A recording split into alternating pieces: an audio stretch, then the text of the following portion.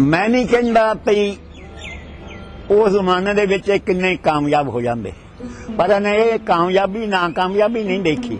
ये तो भमक्कड़ सी, वो परवाने सी जेड़े जे लाट जगदी है तो वो तो वापस नहीं जा सकते सी। सो इन्होंने अपना आप उस आज़ादी की जी लाट जगदी सी अपने मन दे विच जी ज्वाला उभर रही सी भाई मुल्क नूं असीं आज़ाद कराउणा, उत्ते अपने आप नूं कुर्बान कर दिता। ये दुरुस्त है कि इन्हां चों बहुत सारे जो नौजवान वो फांसी आए या गोलियां नाल भी उड़ा दिते गए, जिस तरह सिंगापुर दे विच। पर जेड़े उम्र कैद होए उन्हां दी बाबत कहा जाता है कि फांसी दे एक झटके ना काम खत्म हो गया उन्हां दा, जेड़े फांसी आ गए। पर इन्हां नूं रोज़ फांसी आउंदी सी।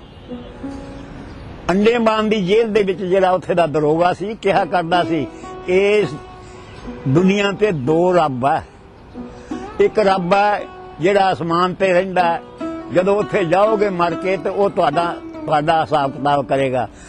आ अंडेमान जेल जी अंडेमान का जिहड़ा इलाका इहदा रब मैं है, मेरा हुक्म मनोगे तो बचोगे, नहीं तो तुहाडा बचा कोई नहीं। 11 गदरियां ने 4-5 साल जेडे उत्थे कट्टे अपनिया जाना दित्तियां, उस जुल्म के खिलाफ लड़ते हैं। अजकल बड़ा कहा जाता है भई जी सिक्खी रवायत उन्होंने किन्नियां सी, चलो ये भी एक तत्त है जिहड़ा कि आ जाना चाहिए। लंगोटी मिलती सी उस वेले जेल दे विच, लंगोटी मिलती सी और एक झग्गी मिलती सी। एक इंसान नूं एक बांदर के रूप दे विच ही बना दिता जाता सी। इन्हां ने कहा नहीं सानू 2 कशहरे चाहिए है, साडे नहाउण लई साबण चाहिए। और आ जिहड़ा बंगाल दे जिहड़े हैगे है जेल वाले जिहड़े कैदी आए उन्हां दी मैं आप बीती देखी है। वो कहिंदे दोवां कोल एक साफा हुंदा सी, नंगे नहाउणा, एक ने दूजे नूं साफा देना, फिर है ये जेल दी निशानियां सी। बंगाल दे जिहड़े नौजवान सीगे वो जेल जाके मरे उत्थे और उन्हें तशद्दद सहार नहीं सके, क्योंकि गवर्नमेंट ने जी अंडेमान जेल है वो रखी है इस वास्ते भी इन्हों दुखी करके या मर जान या ये फिर हथ खड़े कर दे। सो हथ नहीं खड़े किए। दसो कि ये 2 कौमां ही क्यों घल्लू घारे सी, होर बाकी कौमां जिहड़े इलाके सी वो इहदे विच क्यों नहीं शामिल है? कि ये बंगालियां ते पंजाबियां दा ही घोल सी जां होर भी इहदे विच प्रांतां दा सी? दरअसल असी जे ये लईए पे इन्हां दोहां दा ही घोल सी। ये तो एक अजूबा है जिहड़ा कि मेरे मन दे विच ही बड़ी बारी चक्कर लाउंदा है।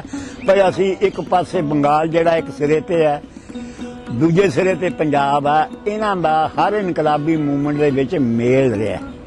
इस वास्ते असी बंगालियां दे बड़े नेड़े हैं इनकलाबी तौर पे, और बंगाली साडे बड़े नेड़े है। यही ना कहो कि बंगाली इत्थे अजकल दिखाया जाता है भई बंगाली इत्थे आए उदों तो उन्होंने आ किया। मैं पुछदा भई असीं भी तो बज घाट के उत्ते गोलियां खाधियां, वो तो कलकत्ते दे विच सी। इस तरह कलकत्ते च रहिंदियां होइयां असीं काफ़ी कुछ किया, पोलीटिकल पार्टियां दे विच कुछ किया, सब कुछ ही है।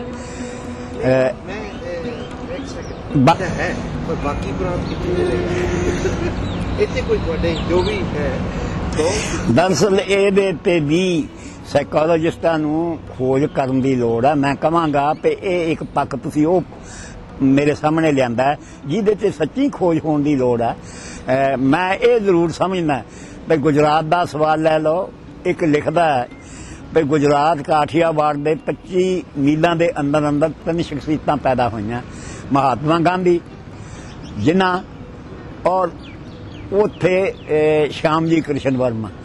श्यामजी कृष्ण वर्मा जिहड़ा है वो जिन्ने भी विदेशों के जाके इनकलाबी होए है उन्हां दा तकरीबन राहबर समझा जाता है, जिन्ने लंडन दे विच रहे। सो दूजिया सूबियां दे विच मेरा ख्याल है हिंदू संस्कृति ज्यादा भारू सी।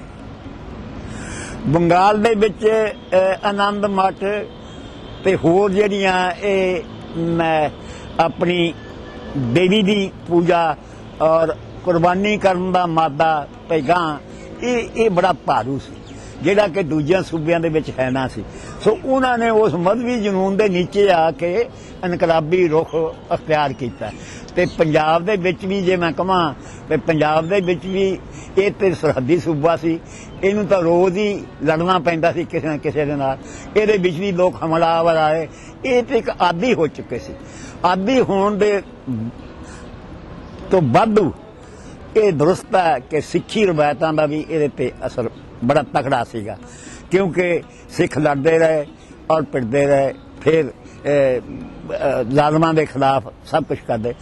सो इन्हां गल्लां दा भी पंजाबियां ते असर सी। मेरा अपना ख्याल है ये चीज़ां जिहड़ियां कम कर गईयां।